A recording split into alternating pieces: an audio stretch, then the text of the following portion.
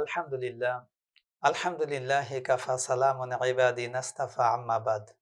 ফাউযু বিল্লাহি মিনাশ শাইতানির রাজিম। বিসমিল্লাহির রহমানির রহিম।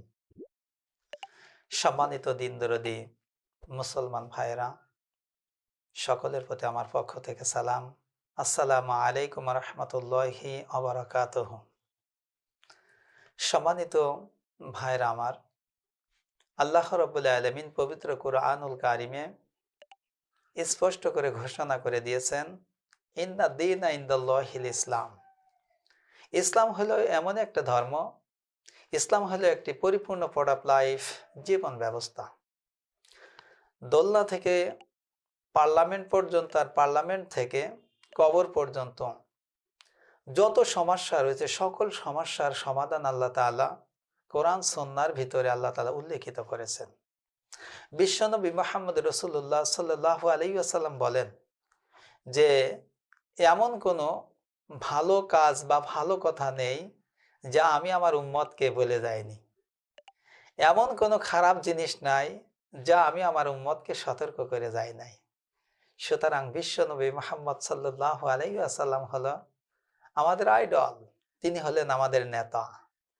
তিনাকে যারা অনুসরণ অনুকরণ করে যারা চলেছে, দুনিয়াতেও তারা সাকসেস এবং মৃত্যুর পরেও তারা সাকসেস হবে। অনেকেই প্রশ্ন করে যে হুজুর, আপনাদের ভিতরে ইসলামের ভিতরে এত দল কেন, আমরা কোন দল করব? অনেকে এই ধরনের প্রশ্ন করে আমাদেরকে আহত করার জন্য চেষ্টা করে। কিন্তু এর উত্তর বিশ্বনবী মুহাম্মদ সাল্লাল্লাহু আলাইহি ওয়াসাল্লাম 1500 বছর পূর্বে এর উত্তর তিনি দিয়ে গিয়েছেন। আমরা কোরআন সুন্নাহ স্টাডির মাধ্যমে আমরা সে বিষয়গুলো আমরা প্রতীয়মান হয়েছে, আমরা সেই বিষয়গুলো আমরা জানতে পেরেছি। তিরমিজি শরীফের একটা হাদিসটা সহিহ। বিশ্বনবী মুহাম্মদ সাল্লাল্লাহু আলাইহি ওয়াসাল্লাম বলেন যে আমার উম্মতের ভিতরে ৭৩ দলে বিভক্ত হবে।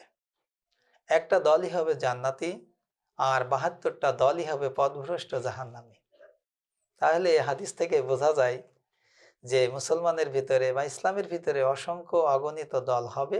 এটা আল্লাহ রসুলের বাণী, তার ভবিষ্যৎ ভাষ্য।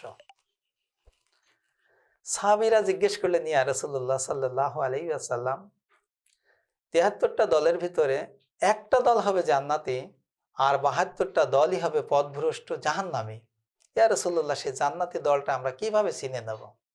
তখন আল্লাহর নবী মুহাম্মদ সাল্লাল্লাহু আলাইহি ওয়াসাল্লাম বললেন, হে আমার সাহাবীরা, যে দলটা কোরআন এবং রসুলের সুন্নাহ এবং সাহাবায়ে আজমাইনদের আদর্শ অনুসরণ অনুকরণ করে যারা চলবে, সেই দলটাই হবে জান্নাতি দল।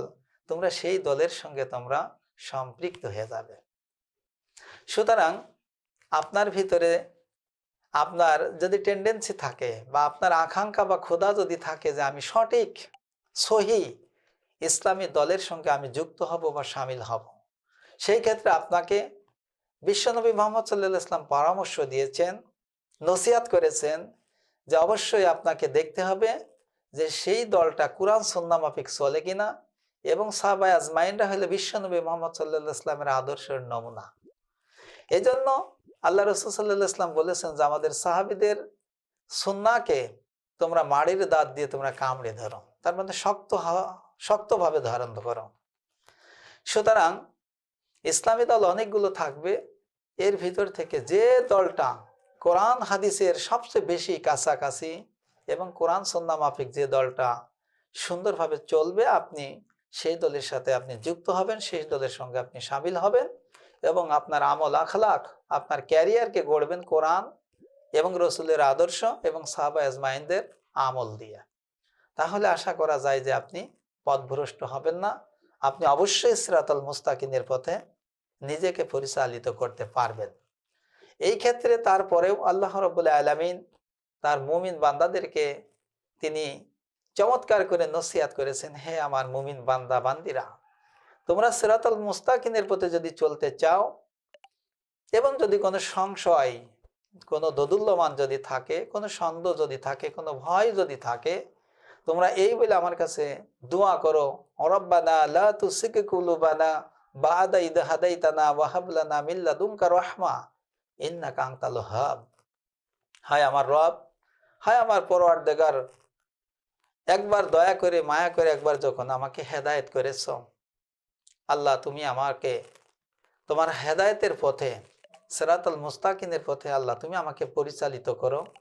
আমার দিলটাকে, আমার অন্তরটাকে, আমার মনটাকে আল্লাহ বক্রতার পথে, খারাপ পথে আল্লাহ তাআলা তুমি আমাকে অচ্ছন্ন করো না। এই বলে রব্বুল আলামিনের কাছে আমাদের সদা সর্বদা আমাদের বেশি বেশি আল্লাহর কাছে সাহায্য চাইতে হবে এবং কোরআন সুন্নাহ মাফিক এবং বিজ্ঞ যারা ইসলামিক স্কলার আছে তাদের পরামর্শ, তাদের মতামত নিয়ে আমাদের সামনের দিকে এগিয়ে যেতে হবে।